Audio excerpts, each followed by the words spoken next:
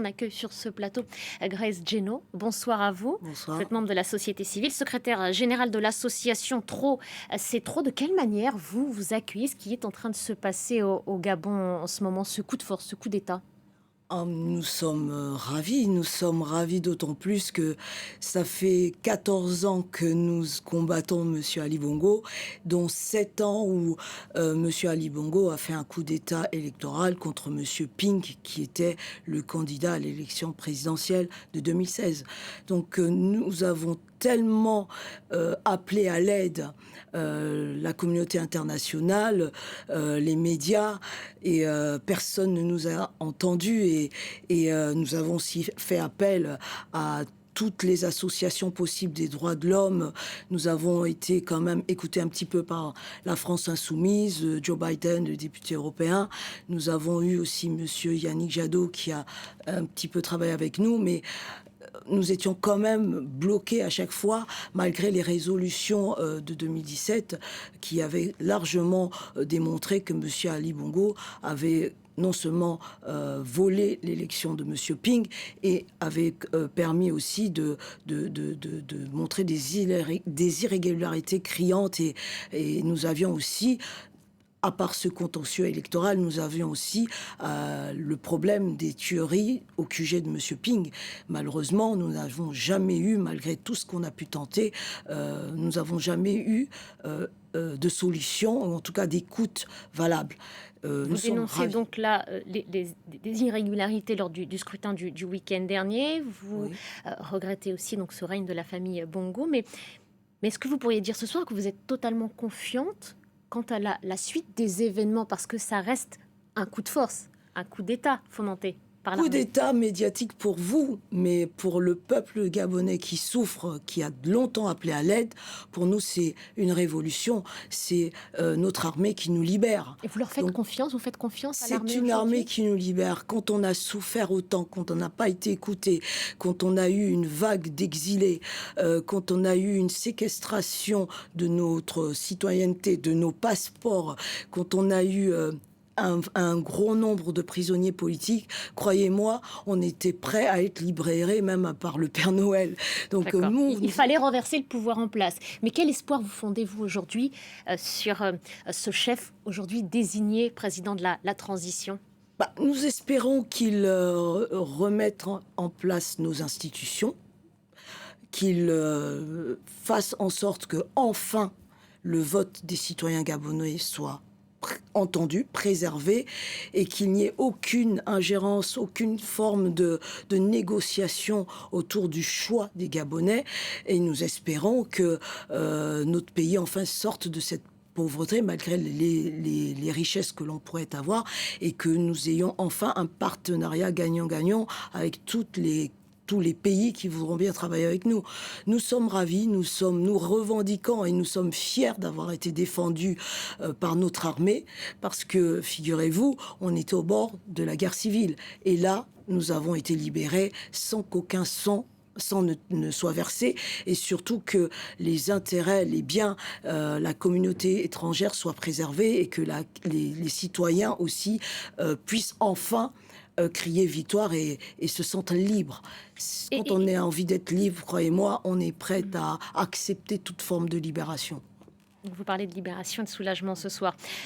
Tout à l'heure, le président, le sortant en tous les cas, Ali Bongo, s'est exprimé. Il appelle ses partisans, je le cite, à faire du bruit. Il a tout de même aujourd'hui encore des soutiens des partisans, le président Bongo. Est-ce que vous ne redoutez pas une sorte de fracture, de déchirement entre deux camps désormais dans les villes du pays? D'un côté, les partisans d'Ali Bongo qui suivraient cet appel qu'il a formulé aujourd'hui, de l'autre, ceux qui, comme vous, soutiennent cette armée qui a pris le pouvoir et qui se désigne comme responsable de la transition.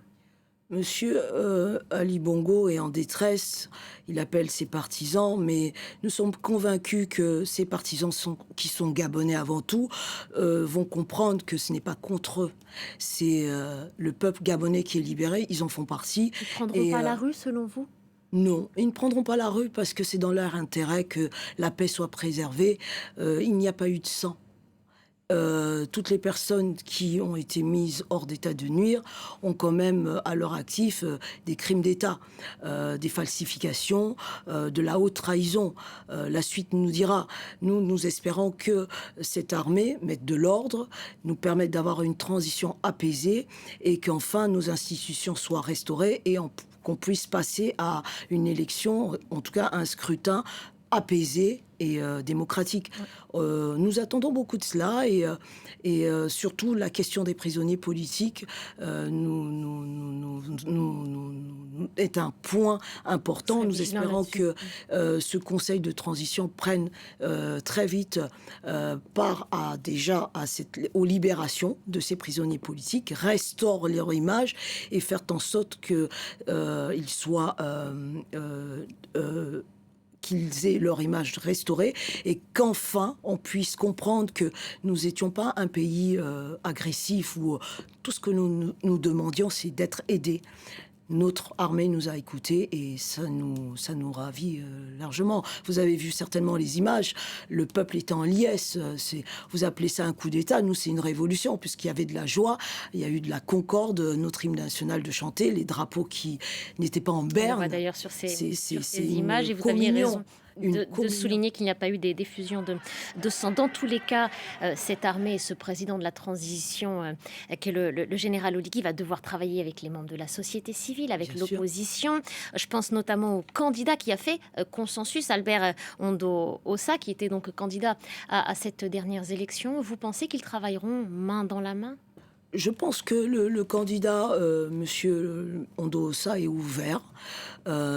Il aspire à beaucoup pour son pays. Il prendra acte de toutes les bonnes âmes pour construire ce pays.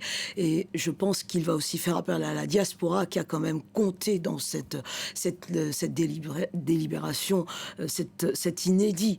La diaspora qui a quand même résisté 7 ans de façon vraiment importante. Je vous rappelle quand même que nous avons fait des sittings, des marches.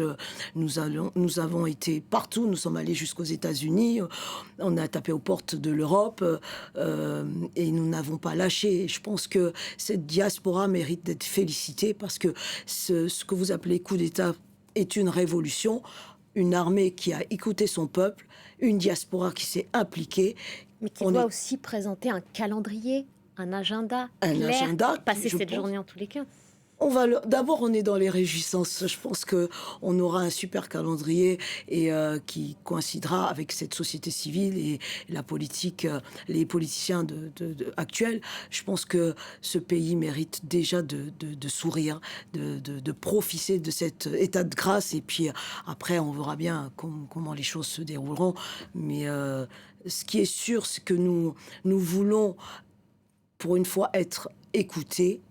Nous voulons on nous laisse la chance de nous défendre nous-mêmes, ça a été le cas, et nous voulons surtout qu'on ne se mêle plus de nos petites affaires et qu'on espère enfin que le mot démocratie et liberté d'expression soit vraiment la panacée du peuple gabonais et de toutes les personnes qui veulent bien travailler avec nous.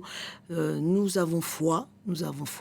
C'est une nouvelle ère pour le Gabon, croyez-moi, et pour la région d'Afrique centrale. C'était un rêve, et le rêve, il est là. Vous savez, résister, c'est bien, mais voir le résultat de sa résistance, c'est encore mieux. Sans le sang, c'est extraordinaire. Et on va revenir justement sur le déroulé de cette journée, depuis l'annonce à l'aube ce mercredi matin de l'annulation de ce scrutin, de la dissolution des institutions, jusqu'à la désignation ce soir par les putschistes du général Oligui comme président de cette transition. Le résumé en images est signé Léo Péchard et Axel Simon.